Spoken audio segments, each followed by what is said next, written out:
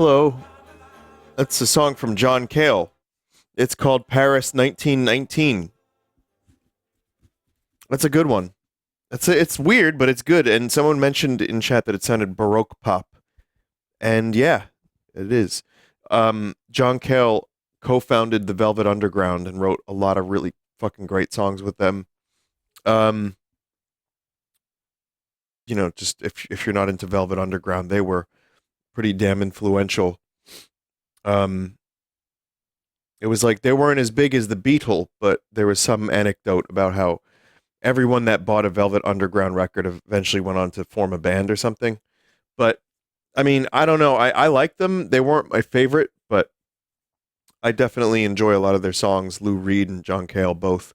Um, Also, there's a new Beatle documentary that I talked about that I watched.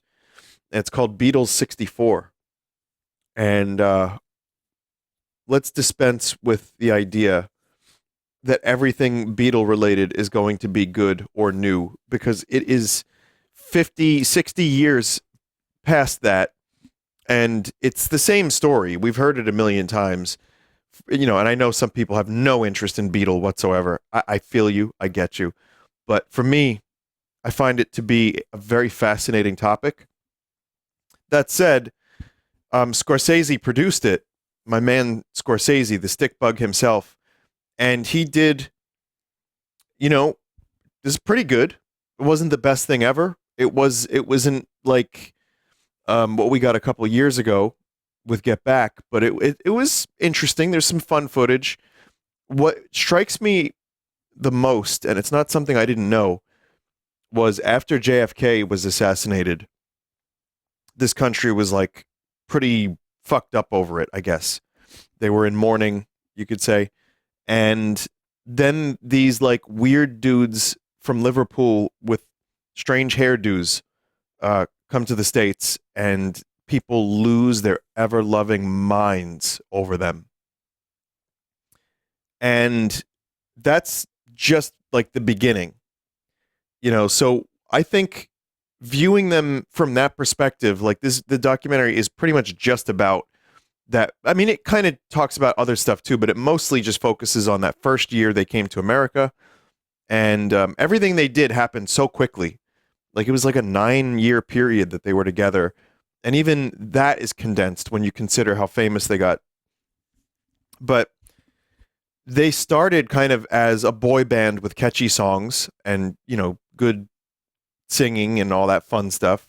And it's just very simple but fun rock songs. I think some of those early Beatles songs, you can learn a lot from them, even if, they're not for you, just in terms of pop songwriting. But people lost their fucking minds. They blew up super, super quickly. And then they did drugs.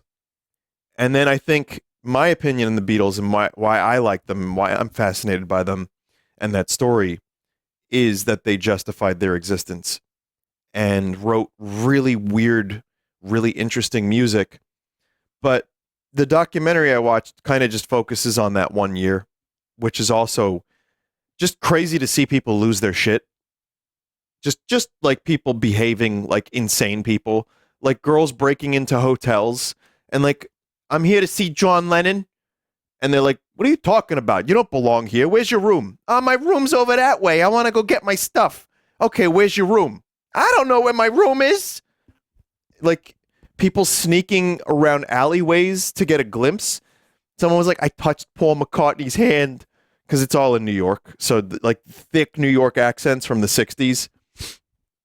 But yeah, it's really, I think it's a fascinating one. They don't bother filming that shit now anymore. We don't give a fuck anymore.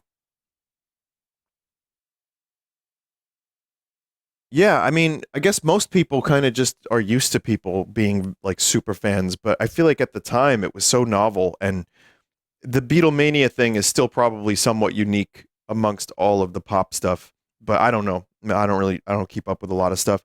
I would say it's an interesting documentary. It's not the best. I like the later periods a whole lot better. I find the stuff with like Magical Mystery Tour and the White Album Let It Be, Abbey Road. I love all that. I would love to see something that covers the period of Rubber Soul and Revolver, but I don't think there's a lot of footage there. So a documentary covering those two albums, those two. If you're listen, I get why Beatle is annoying. I get why Beatle might not appeal to you. I get you might not even like the people themselves. What a shocker. However, there are people that have asked me how do I start if I want to listen. Abbey Road is a good choice, of course. I think Rubber Soul and Revolver, those two, one and then the other, treat it like a double album.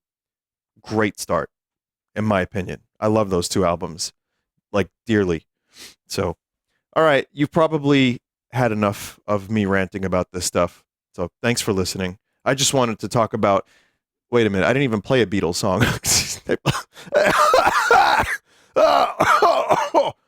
I'm still sick. I'm fine.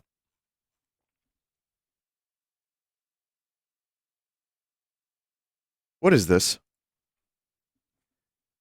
Well, what am I doing here at Dealey Plaza?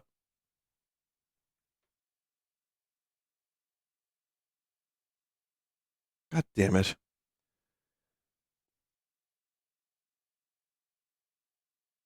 Chat seems active. Consider clipping this moment. What the fuck is that? Is there like a thing? There's an automated thing that tells you to clip a moment now? Is that what's happening? Oh my god. What if it's the streamer like having a heart attack and dying? Consider clipping this moment. I'm loading up the game, chat. Someone in chat just said, "You must give Twitch proper engagement levels."